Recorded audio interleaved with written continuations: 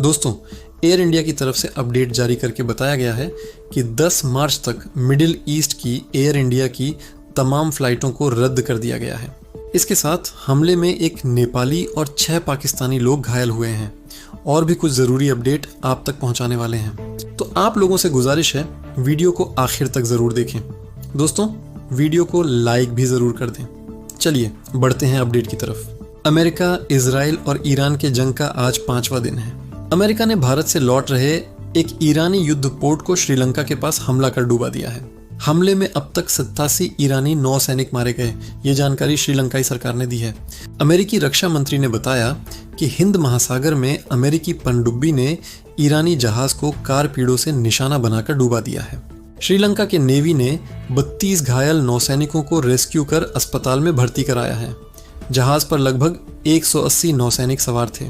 लापता लोगों की तलाश के लिए सर्च और रेस्क्यू ऑपरेशन जारी है। यह ईरानी युद्ध पोर्ट पिछले महीने भारत के विशाखापट्टनम में आयोजित इंटरनेशनल रिव्यू में हिस्सा लेकर वापस लौट रहा था। श्रीलंकाई अधिकारियों ने अल जजीरा को बताया कि बुधवार सुबह 6 पाँव से 7 बजे के बीच मदद के लिए मैसेज भेजा गया था। आप देख सकते हैं दोस्तों, लगातार इजराइल मिलकर किस तरीके से ईरान के ऊपर हमला कर रहे हैं। खास तौर से ऐसी जगह पे मार रहे हैं जैसे कि हाल ही में एक स्कूल के ऊपर हमला करके वहां पर 160 बच्चों की मौत हो गई थी, जो मासूम बच्चे थे जिनका कोई कसूर नहीं था। उन लोगों को इजराइल और अमेरिका ने मारा है। अब ये लोग वापस लौट रहे थे इंडिया से और इन लोगों के ऊपर रास्ते में ही सागर में हमला करके इन लोगों को मार दिया है। इसके साथ ही दोस्तों, अगली अपडेट यहाँ पर यह है कि एयर इंडिया की तरफ से अपडेट जारी करके बताया यह गया है कि एयर इंडिया की मिडिल ईस्ट के लिए तकरीबन सभी फ्लाइटों को 10 मार्च तक रद्द कर दिया गया है। और एयर इंडिया की तरफ से ये भी कहा गया है कि अगर कोई शख्स अपनी फ़्लाइट बुक किए हुए हैं तो उस फ्लाइट को वह रिशेड्यूल कर सकता है फ्री में। कोई चार्ज उसको नहीं देना पड़ेगा या फिर पैसे रिफ़ंड ले सकता है, यानी पैसे वापस ले सकता है। इस पर भी उसको कोई चार्ज नहीं लगेगा, यानी कोई पैसे नहीं कटेंगे। पूरे के पूरे पैसे उसको रिफ़ंड किए जाएंगे। तो अगर आपकी एयर इंडिया की फ़्लाइट है तो आपने बुकिंग कर रखी है, तो आप चाहे तो इसको कैंसिल भी कर सकते हैं या फिर रिशेड्यूल भी कर सकते हैं, यानी कि आगे आप रिशेड कर सकते हैं। कोई पैसा आपको इस पर नहीं देना पड़ेगा। इसके साथ ही आपको बता दें दोस्तों कि अब्बू धाबी में मलबा गिरने से जो हमला हो रहा है, उसका मलबा गिरने से 6 पाकिस्तानी और एक नेपाली बंदा घायल हुआ है, जिसको इलाज के लिए अस्पताल में भर्ती करा दिया गया है।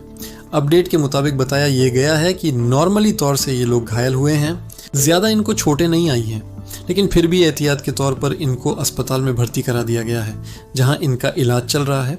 दोस्तों, आपको बता दें कि सऊदी अरब की जो फ़्लाइट है वह धीरे धीरे करके बहाल हो रही है। ये भी खबर आ रही है कि सऊदी अरब की फ़्लाइट धीरे धीरे करके बहाल हो रही है बाकी देशों के लिए, लेकिन मिडिल ईस्ट के लिए अभी भी सऊदी अरब की ज़्यादातर फ़्लाइटें बंद हैं।